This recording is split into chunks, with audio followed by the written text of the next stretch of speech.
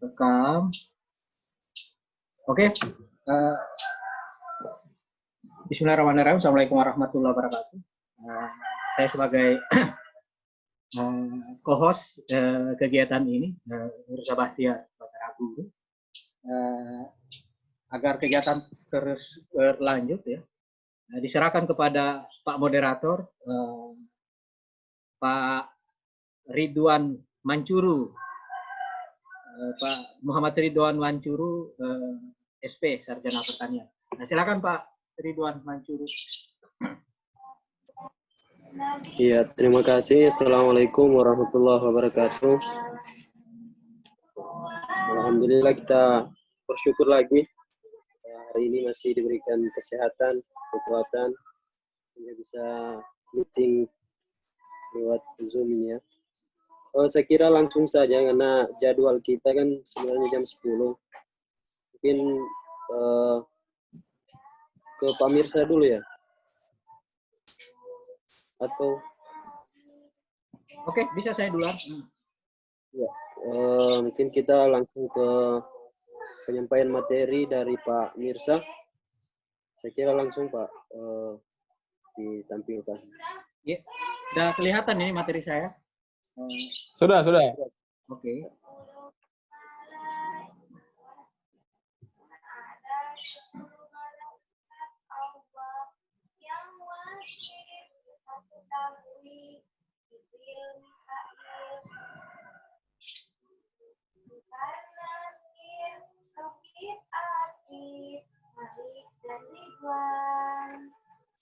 Bismillahirrahmanirrahim. Assalamualaikum warahmatullahi wabarakatuh. Teman-teman Waalaikumsalam warahmatullahi wabarakatuh. peserta kegiatan webinar tentang pendidikan di era new normal COVID-19. Saya akan mempresentasikan materi saya. Ini singkat saja, mungkin tidak sampai 10 menit barangkali saya mempresentasikan.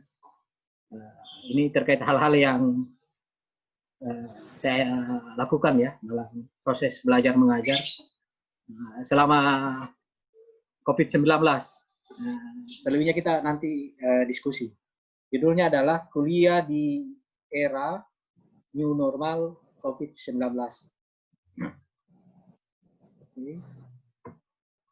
Nah, pertama-tama saya awali dengan motivasi. Motivasi ini saya kutip dari Profesor Arya Hadi Darmawan. Beliau adalah profesor di Institut Pertanian Bogor, IPB University. Ini motivasi kuliah daring atau online. Agar sukses, dosen itu perlu satu bantuan saja. Dosen yang sukses itu adalah dosen yang menghasilkan mahasiswa-mahasiswa yang kualitas akademiknya jauh lebih hebat dari dosennya. Kemudian dosen yang sukses itu adalah dosen yang menghasilkan mahasiswa-mahasiswa yang berkarya lebih baik dari karya dosennya. Tugas mahasiswa hanya satu. Hanya satu saja terhadap dosennya. Bantulah sang dosen kalian untuk menjadi dosen yang sukses dengan kriteria itu. Hanya itu saja. Nah, salam sukses. Saya kira ini dulu ya kalimat motivasi yang mengawali perkuliahan ini. Dan juga ini saya sering sampaikan di kuliah online ya. Jadi dalam situasi apapun, entah itu dia tidak ada yang namanya masa pandemi ya, ataupun masa pandemi, tetap kita belajar dengan baik dan saling membantu ya, membantu dosen untuk sukses, mahasiswa juga harus sukses ya. Jadi sama-sama saling membantu begitu. Kemudian strategi belajar di era pandemi COVID-19. Skenario pertama adalah blended learning. Blended learning di mana kuliah dilakukan itu kombinasi antara tatap muka dan daring. Nah, skenario ini berlaku dengan asumsi pandemi COVID-19 sudah mereda. Nah, seperti sekarang kan pandemi COVID-19 kan sudah mulai mereda, sehingga muncul era baru yang namanya era new normal. Kemudian mahasiswa akan berada di kampus selama 3 bulan dan melanjutkan proses belajar mengajar daring untuk 3 bulan selanjutnya di rumah masing-masing. Jadi ini skenario pertama. Jika ternyata pandemi COVID-19 belum mereda, maka mau tidak mau proses belajar mengajar selama 1 semester akan dilakukan sepenuhnya secara daring.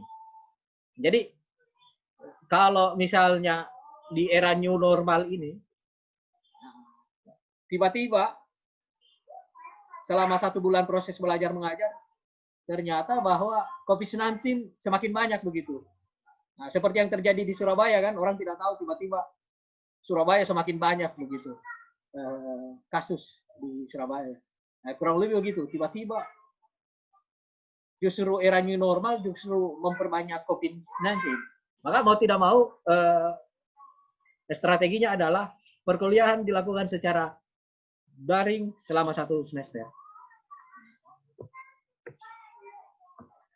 Kemudian kuliah online virtual. Nah, ini kuliah online ini pakai Google, ini menggunakan beberapa aplikasi ya.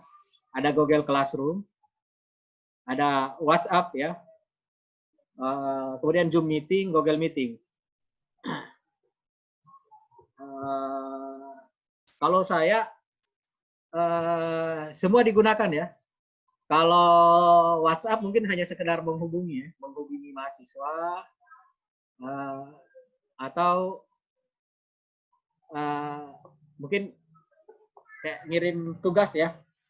Kalau misalnya Google Classroom tidak bisa lewat WhatsApp, atau email tidak bisa lewat WhatsApp. Kemudian materi-materi tertentu yang memang butuh kehadiran dosennya secara tatap muka, maka digunakan Zoom Meeting atau Google Meet. Yang ini juga saya lakukan semester lalu begitu. Jadi secara umum perkuliahan saya lakukan melalui Google Classroom. Kemudian pada materi-materi tertentu saya hadir dengan menggunakan Zoom Meeting dan Google Meet. Karena juga begini pertimbangannya. Ya, karena mahasiswa kami ya menggunakan paket data mereka ya. Tidak ada subsidi dari universitas atau dari dosen. Jadi mau tidak mau harus pintar-pintar memanfaatkan fasilitas untuk bisa tetap melakukan perkuliahan secara daring. Kalau universitas lain mungkin ada subsidi barangkali itu. Ada paket gratis kah dari Telkomsel atau apa begitu. Saya lihat kan di universitas-universitas yang besar seperti itu. Kalau kami ya memang betul-betul mandiri memang mahasiswanya. Menggunakan paket data sendiri begitu. Kemudian mana? Nah, ini tugas-tugas selama pandemi COVID-19. Saya coba perlihat ya. Ini kegiatan produktif dan bermanfaat di rumah ya yang dilakukan oleh mahasiswa. Jadi selama COVID-19 mereka juga harus tetap bermanfaat. Ini saya coba perlihatkan ya. Tadi hadir ini Lis Setiawati. Saya coba mudah-mudahan terbuka. Oh, nggak bisa. Coba saya keluarkan ininya ya. Nggak bisa dia. Coba saya stopkan dulu ya barangkali.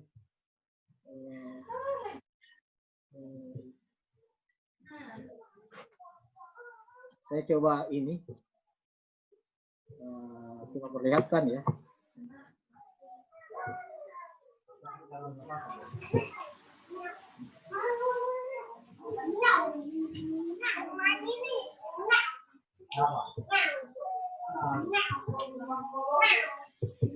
Nggak terlihat ya.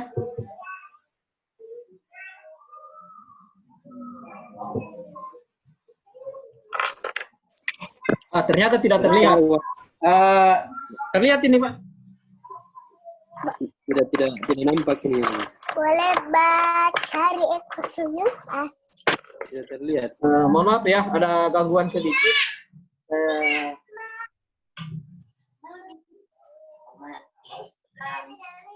Ini beberapa ya. Ternyata mohon maaf, videonya ternyata enggak terlihat begitu. Jadi ini kegiatan produktif yang dilakukan oleh mahasiswa saya. Jadi dari semua mahasiswa saya pilih video terbaik dari mereka begitu. Ini ada 4 mahasiswa. Saya coba tampilkan tapi tidak bisa ini. Ternyata nggak tahu apakah ada kesalahan apa begitu. Tapi tadi bisa. Nah, kemudian ini motivasi kuliah yang terakhir ya, penutup motivasi kuliah daring atau online. Perjuangan menuntut ilmu. Masyarakat dulu naik kuda untuk menempuh puluhan kilometer demi sebuah hadis garis miring ilmu. Saya kira teman-teman juga sering mendapatkan itu ya, cerita-cerita bahwa sahabat Nabi, kemudian para tabi'in, para tabi'in, para ulama dulu, itu sampai puluhan kilometer, bahkan berbulan-bulan berjalan kaki untuk memperoleh sebuah hadis dan ilmu begitu, belajar ilmu. Mereka betul-betul gigih yang namanya mencari yang namanya ilmu. Bahkan ya tidak tahu ya. Kemudian bahkan kalau tidak salah, tapi bisa dikoreksi ya. Itu juga salah satu berjihad juga itu menuntut ilmu itu. Saya kira ada Ustadz Ridwan ini yang bisa meluruskan ya kalau saya misalnya salah begitu. Kalau misalnya salah bahasa saya itu apakah saya salah atau bagaimana, tolong diluruskan. Yang jelas saya kurang lebih begitu ya, saya agak lupa-lupa ingat juga. Kemudian masyarakat sekarang atau milenial itu naik motor atau mobil untuk menuntut ilmu, yaitu kuliah, seminar, workshop, kursus dan lain sebagainya. Sekarang masyarakat 2020 menuntut ilmu itu di rumah saja dengan webinar, kajian, daring. Ya, solusinya adalah siapkan kuota.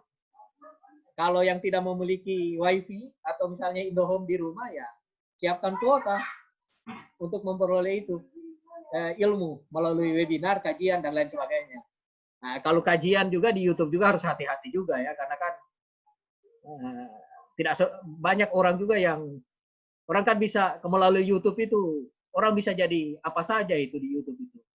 Bahkan orang yang nggak berpendidikan juga bisa jadi profesor itu di YouTube itu. Asalkan narasinya bagus. Nah, kemudian narasinya, public speaking dan lain sebagainya itu bagus ya. Jadi sehingga kita makanya perlu hati-hati juga, jangan sampai gampang terkena yang namanya hoax ya melalui sosial media begitu. Nah, kemudian setiap zaman beda selennya. Jadi tiap zaman itu beda tantangannya begitu. Inilah kenyataan fakta sejarah dan fakta hari ini begitu. Tiap masa beda memang tantangannya. Jadi sekarang pada diri kita begitu. Kita dituntut harus struggle dengan tantangan setiap zaman itu. Jadi kalau sekarang COVID-19 ya bukan berarti kita nggak bisa melakukan apa-apa begitu. Ya, kita tetap bisa melakukan apa-apa.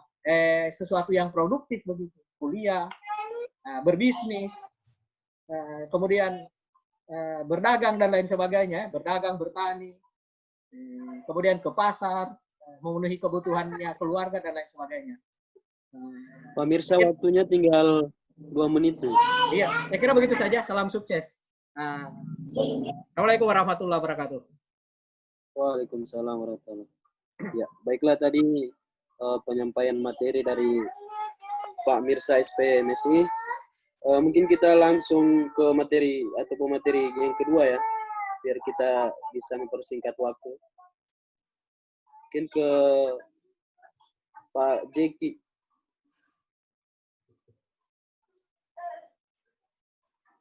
Atau Ibu Fadlian ini. Oke, langsung ke Pak Jeki ya. Pak Jeki bisa di unmute-nya ya. Ya. Saya singkat saja. Tadi ada penulisan ngaji itu sudah menghubungi saya. Katanya beliau lupa tanggalnya. Nanti setelah saya kirim dia punya link, baru dia buka. Dan sekarang dalam perjalanan, insya Allah nanti sampai di rumah, beliau bergabung. Oke. Ya. Mungkin kita jadwalkan kembali untuk kegiatan lebih ininya. Nanti setelah dia gabung, kasih kesempatan saja dia untuk sampaikan beberapa kata-kata tuh. Siap. Ya. Oke, saya sekarang mau sampaikan materi. Ini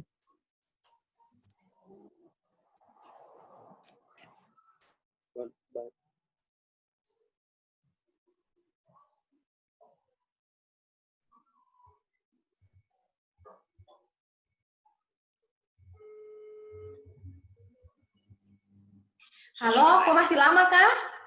Sudah selesai kan webinar? Iya, sudah. Saya pikir kau masih webinar. Saya sedikit lagi, 15 menit lagi selesai. Oh, iya, oke. Fadlian di unmute. Oke. Ini materi sebenarnya full untuk kepentingan mahasiswa ya. Jadi untuk kita alumni sebenarnya tidak terlalu penting dengan materi saya ini, sehingga memang materinya saya siapkan untuk mahasiswa-mahasiswa saya, khususnya bimbingan-bimbingan saya, dan beberapa mahasiswa yang tergabung dalam satu komunitas yang saya buat, di mana di situ ada Ibu Adlian juga bergabung, komunitas belajar sama-sama. Dan mungkin di sini saya akan memberikan gambaran sedikit saja tentang belajar sama-sama, kenapa itu dibuat, dan bagaimana itu dilaksanakan. Jadi tidak semua slide akan saya jelaskan di sini. Saya langsung pindah saja ke slide yang lain, yang langsung terkait dengan gerakan belajar sama-sama yang sudah kita jalankan sejak pandemi ini berlangsung. Pak Jeki kayaknya materinya tidak nampak di sini. Tidak kelihatan. Ya? Tidak kelihatan? Di saya. Di Mirsa, di Adlian kelihatan? Kelihatan. Oh iya. Jadi saya tidak jelaskan semua ya. Saya langsung ke ini saja.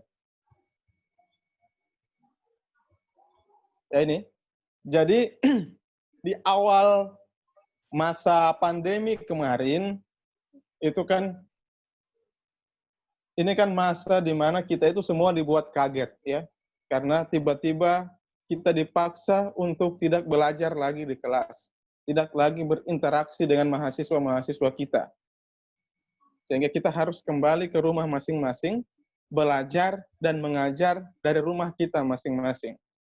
Nah, akan tetapi ada satu kesadaran yang muncul, khususnya dari saya sendiri, dengan berdasarkan beberapa pengalaman saya, bahwa kalau mahasiswa itu kita biarkan atau tidak pernah atau kurang berinteraksi dengan dosen, maka mereka akan banyak berinteraksi dengan hal-hal yang tidak ada hubungannya dengan tugas mereka atau status mereka sebagai mahasiswa.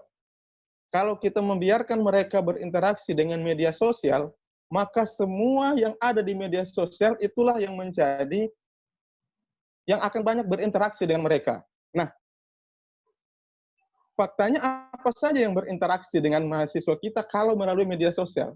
Tentu tidak jauh beda dengan kita. Yang masuk ke media sosial mereka kurang lebih sama dengan apa yang selalu kita temukan di media sosial kita. Yang ada adalah lawakan-lawakan, lucu-lucuan, ada juga hal-hal yang bermanfaat, dan sangat banyak yang tidak bermanfaat. Sehingga, baik itu hal yang bermanfaat atau yang tidak bermanfaat, tetapi ada satu kekhawatiran dari saya, di mana akan sangat besar sekali potensi di mana mahasiswa kita itu jauh dari ilmunya mereka. Karena mereka mau-maunya saja. Mau membaca buku, mau membaca internet yang sesuai dengan bidang keilmuan mereka atau tidak, itu terserah mereka. Karena tidak ada kontrol. Berbeda kalau ada waktu di mana mereka harus kembali ke kampus. Selama masih di kampus, mereka bisa dikontrol oleh dosen dalam kelas. Atau dikontrol oleh dosen wali mereka, atau dikontrol oleh dosen pembimbing skripsinya. Sementara selama masa pandemi mereka kembali ke rumah masing-masing, kontrol itu tidak ada, kecuali berkomunikasi lewat WA atau Zoom. Itu pun menggunakan aplikasi Zoom, kontrol kita juga sudah kurang sebagai seorang dosen.